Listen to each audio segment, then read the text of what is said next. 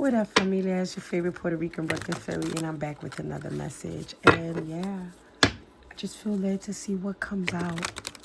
You know, I don't know. Yeah, it's just let's see. Let's see what wants to be revealed to you. What do you need to hear right now, collective? Right? What is it? Wow. Magic within. Create space for personal growth and self-discovery.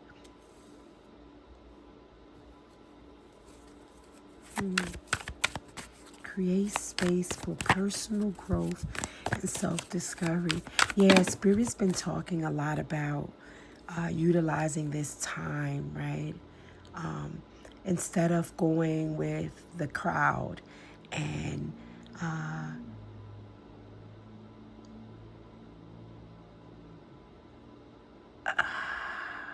yeah, I hate to say sound repetitive, but the message just keeps coming out the same way. This idea of jumping right into action with specific goals, and again, it's not that there's anything wrong with it. And of course, if you really feel that this is your moment, then you have the momentum for it. Go for it, right? I would never tell you not to do that if that's what you feel you're being called to do and you're energized and ready to do. But I'm speaking to a collective that feels like that they have to push themselves to such things, right? To align themselves with the whole ideology of, well, new year, new me, and I have to, set these specific goals and criteria and resolutions, and then I have to go full force with it. There's something about a slowing down, right? There's something about, yeah, taking the time, right, to look for the magic within, right? This person is sitting here in this room, as you can see, and it's full of books and there's papers all over the floor. There doesn't seem to be any specific rhythm or rhyme or to some it might seem a little chaotic and cluttered, or not cluttered, but in disarray, right? There's no neat lines or details. There's something about, again, the last message was a Bruce Lee maxim, like flow like water. There's something about just allowing, just an allowing to allow yourself to sense the magic within, right? Literally by, creating space for this personal growth and this self-discovery, crossing over, bridge the gap between your hearts with trust, right? There's something about cultivating things, right? Slowing down, taking the time to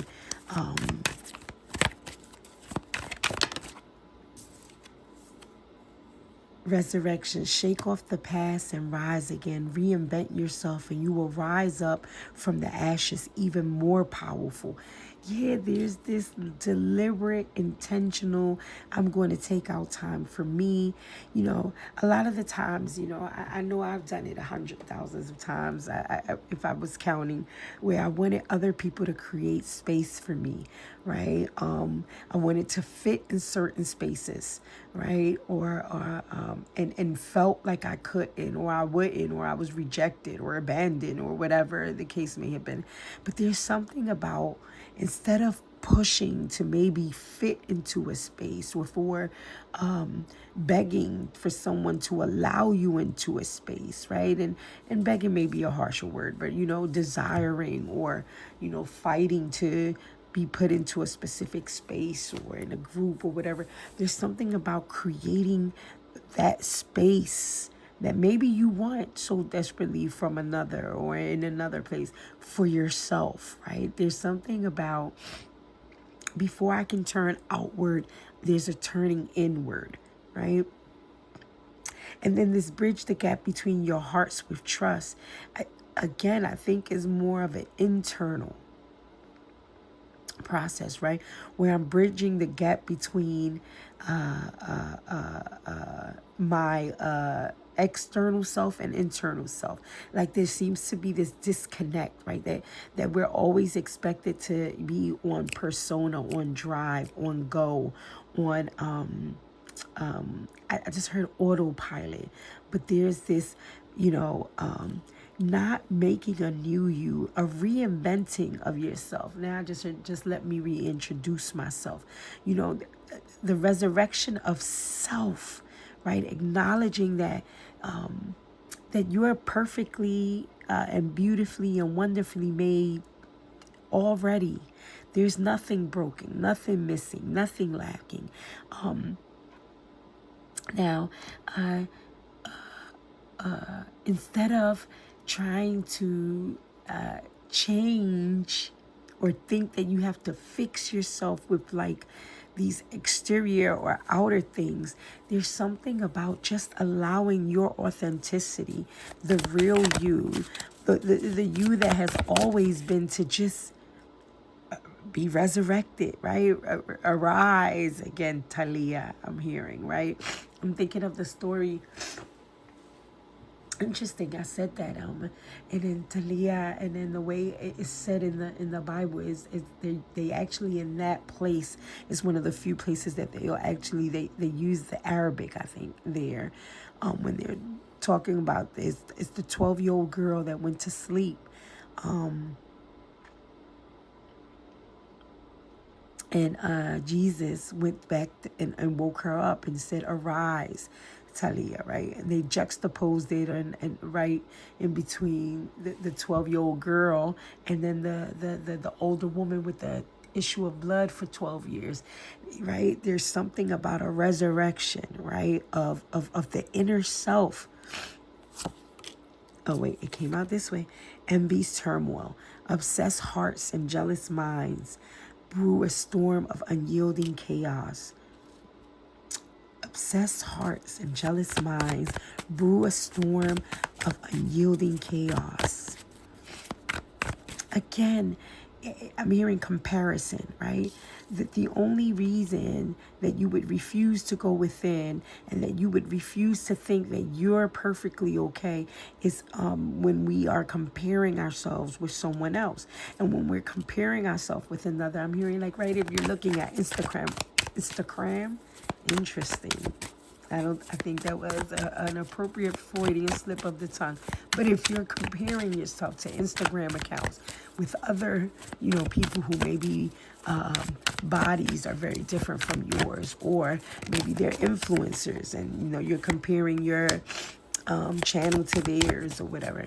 I mean, I noticed that when I do that, that's when I feel kind of crappy about myself, if I'm sitting there and comparing myself to somebody else's lifestyle or body or whatever it may be, right? And I've had to like check myself and say, well, excuse you, how are you at 50 and something comparing yourself or trying to idealize for yourself a body of a 20-year-old?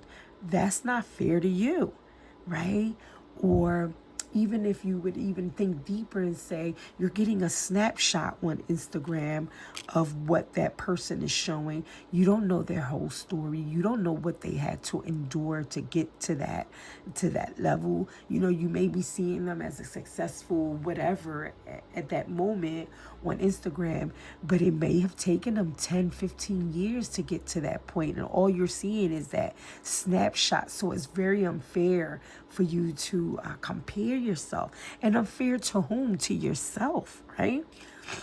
Delicate balance. Strike a balance between freedom and commitment. Strike a balance between freedom and commitment.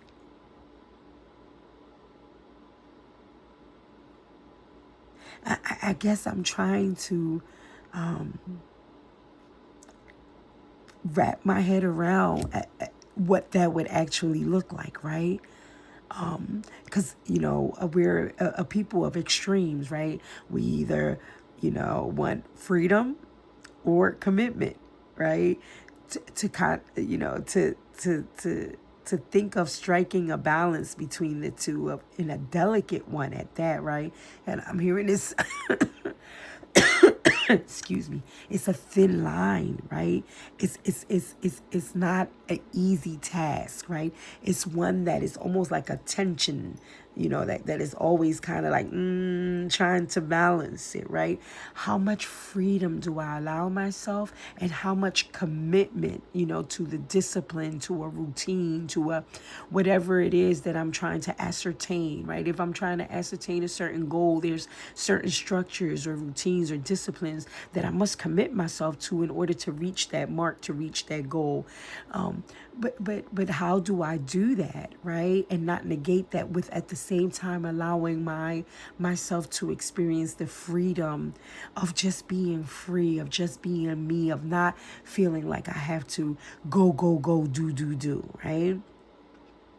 So that's why I paused on that. It's like, I'm hearing it's quite the phenomenon, or it feels that way, right? And it's reminding me of a young lady. I heard it was a kind of short on one of the shorts or something, where she said, discipline is freedom. So maybe there's a way in which the perspective of how you have to look at it, right? Whereas if you're looking at discipline and commitment as separate from freedom, then it would look like two opposing things that are hard to balance with one another.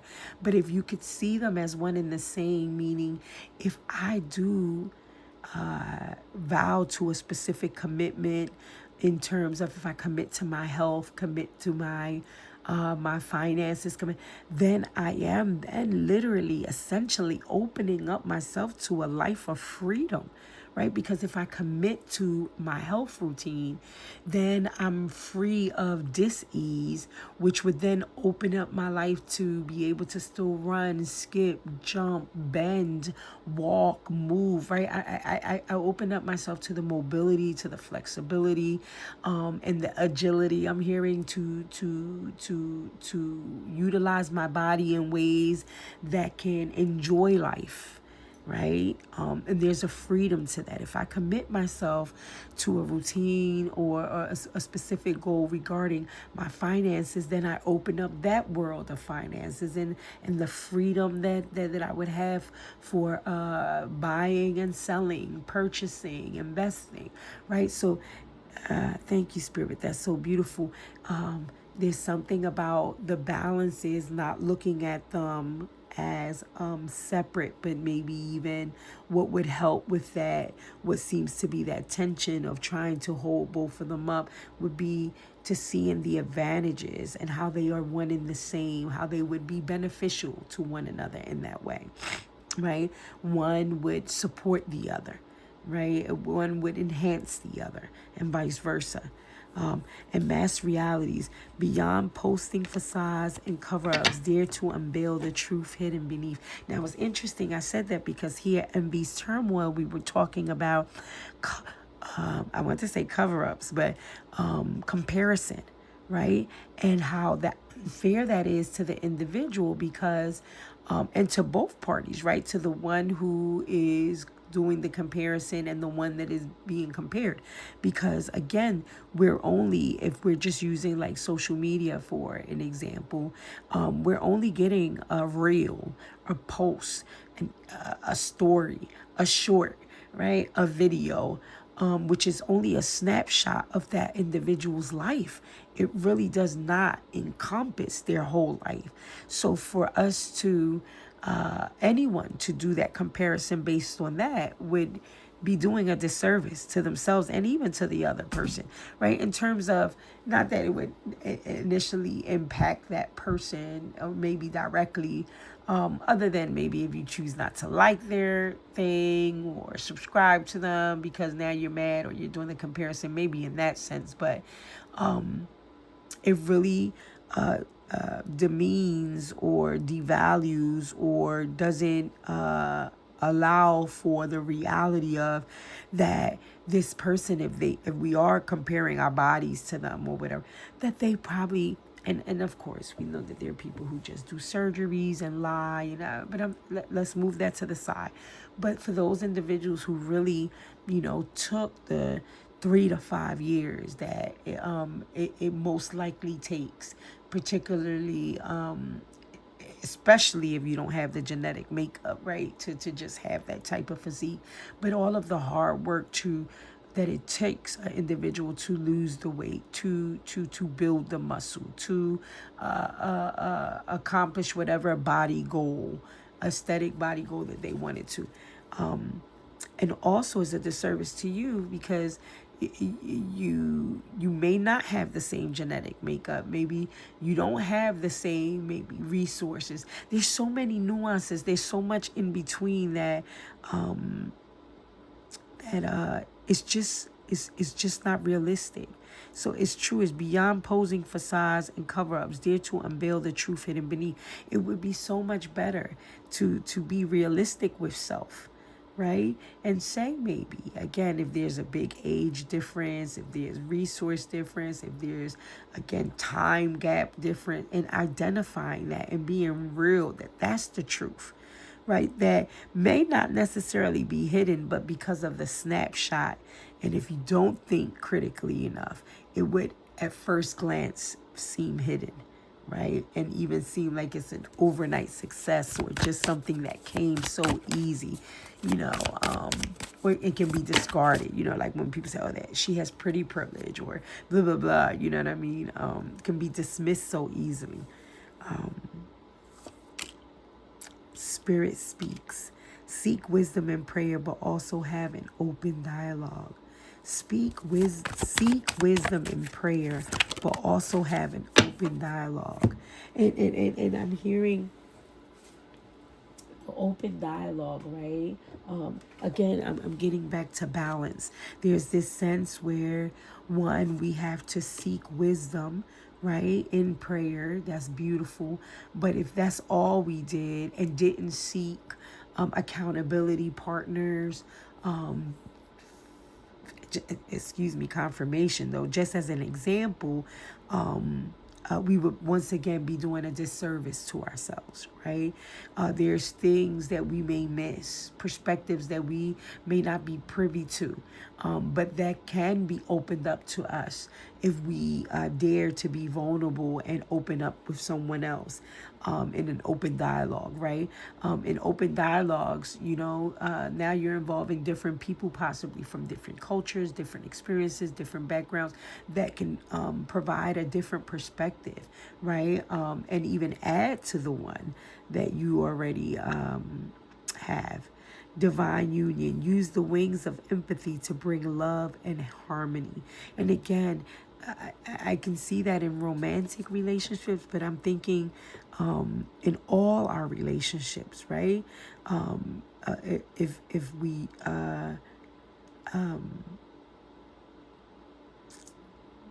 dare to share, I'm hearing empathy. And what is empathy, right? When I can empathize with someone, I can, I'm hearing walk in their shoes, even if it's just a quarter of a mile, right? And then again, it goes back to that comparison and envy, right? I think it would help dissipate those kind of things if we, instead of doing it from the perspective of other or in comparison only, but if I'm saying well, how would I feel, what would that be like for me, right? If again putting myself in that person's shoe, and yeah, walking in it for a little bit to get a better sense of understanding instead of assumption, right? Which can bring discord, right? But if I'm empathic and I'm trying to understand the other, then I can see that would bring love and harmony, right? Mapping the way, explore love and unearth unexpected treasures. Yeah, I'm getting something about travel. I'm getting something about What do you love to do? Unearthing and exploring the unexpected treasures within you and all around you, right? I'm hearing there's a whole world out there to explore, right? Whether we're talking about immediate, like right within our vicinity, or expanded and extended all around us. And the beauty of when we create that space, when we allow for that magic within, for that personal growth and self-discovery, right? In that personal growth and self-discovery, we can explore, what do I truly love? What unexpected treasures will arise from me asking those curious questions about myself, right? And again, there's something Spirit is saying about how we wish others sometimes are asking us those questions or creating that space for us. But instead of waiting just for that, what would happen if we would do that for ourselves? And if we would show, again, because thank you, Spirit, there was something about the gap between hearts right here, and then now divine union. And what I got with this is, right, the gap within ourselves, maybe between our light and our shadow, our masculine and our feminine, and bridging that gap and trusting ourselves more, right? To have that more holistic approach within ourselves. I'm thinking of a fragmented heart becoming whole through trust, self-trust within ourselves. Same thing with this divine union, right? That brings the harmony and love, but the union being the union within ourselves. And again, it's not that it's not possible outside of ourselves, but it seems as if, particularly if this space and time, I'm hearing January and February, and even into the beginning of March, of there's this these 2 months, particularly January and February, I'm hearing of, if you would just, and I was hearing literally 90 days, right? It comes from the rooms of Alcoholics Anonymous and Narcotics Anonymous, where they tell you make 90 meetings in 90 days, right? And as a suggestion for transformation, for assistance with building community, and yes,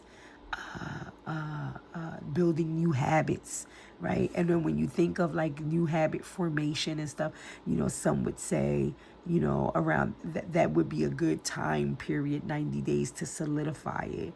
And some would tell you disappear from social media for 3 months. There's something about these next 3 months, January, February, March in particular, of this slowing down and going within and allowing for this process of discovery, for self-compassion, self-love, self-respect, empathy for oneself, creating a space, a safe harbor, a safe space for oneself to explore and love and unearth unexpected treasures within them, within ourselves and all around us.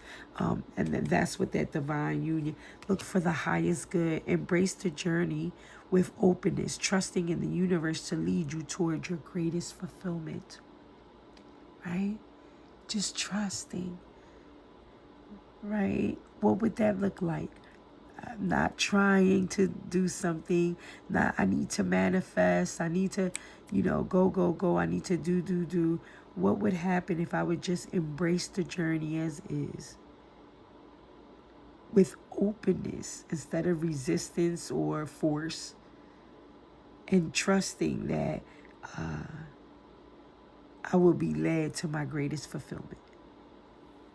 That's deep, right?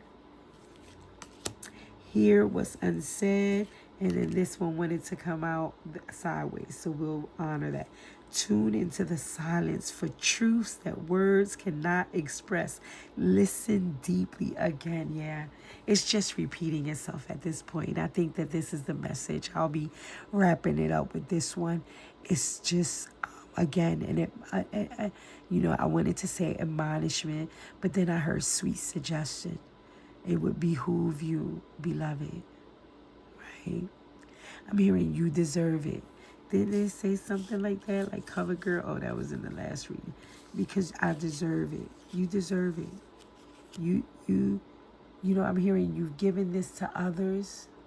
You've worked long enough. You've chased the bag. You've done all the exertion long enough. It's time. You deserve it. You're worthy of allowing that space, of creating that space, for yourself.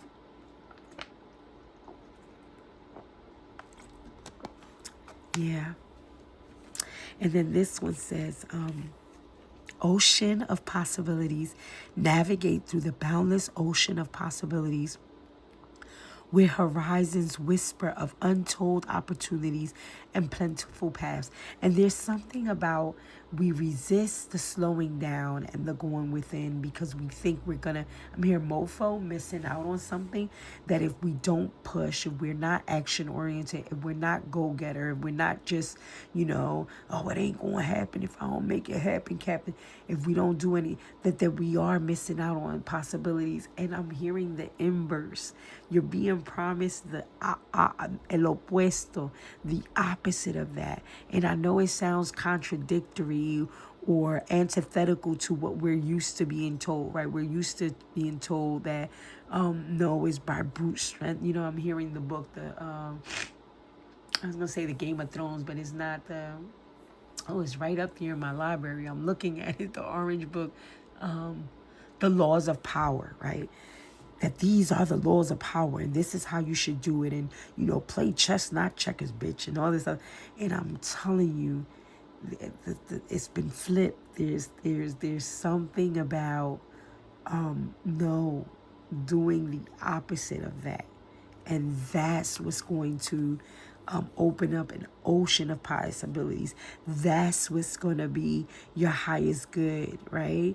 And then on the other side, it says, embrace potential, explore an abundance of opportunities.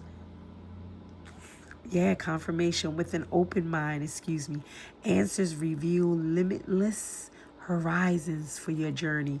And that's why it came out sideways. It wanted me to read both sides. That it's up to you, beloved. And all you have to do is embrace it, accept it, receive it. That's the most exertion or course of action you need to take. And it is so, I keep hearing antithetical.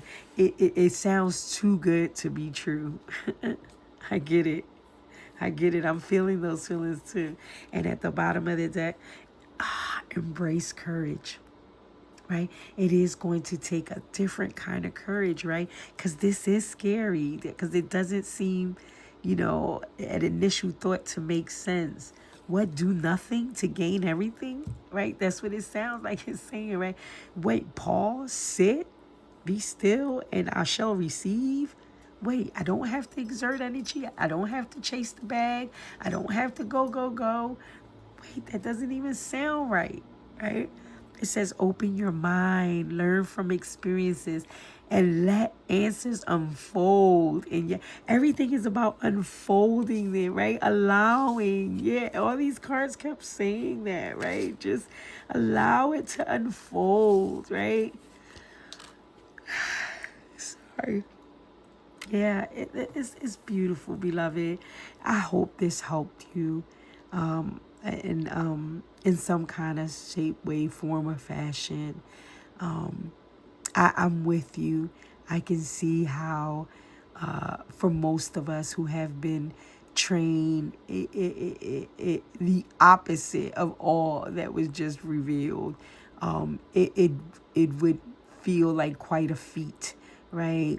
I'm hearing even a little uncomfortable, right? And even a little, it's normal if you're feeling a little doubtful of it.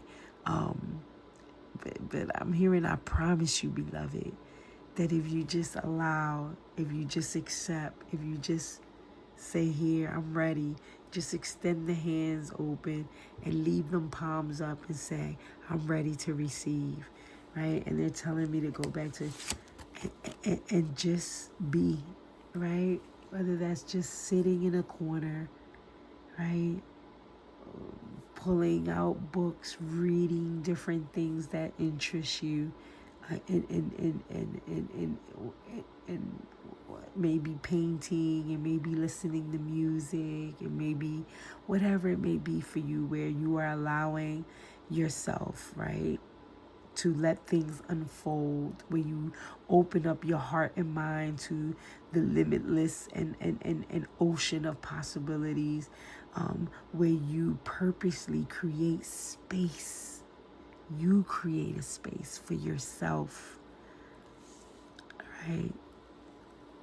To hear what's unsaid, to unearth unexpected treasures, right? Yeah. And I just have been around the world and yeah. I can't find my baby. I don't know when, I don't know why, right? No.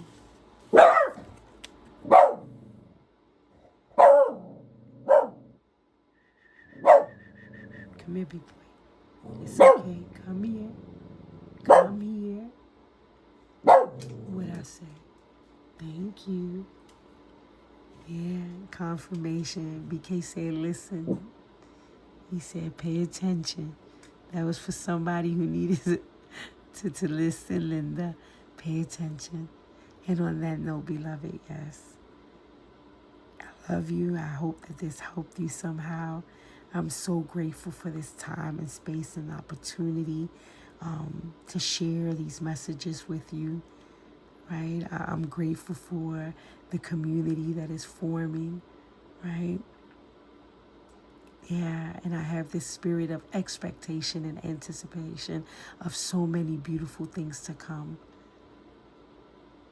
And until next time, beloved, Ashe, Amen, and Amen.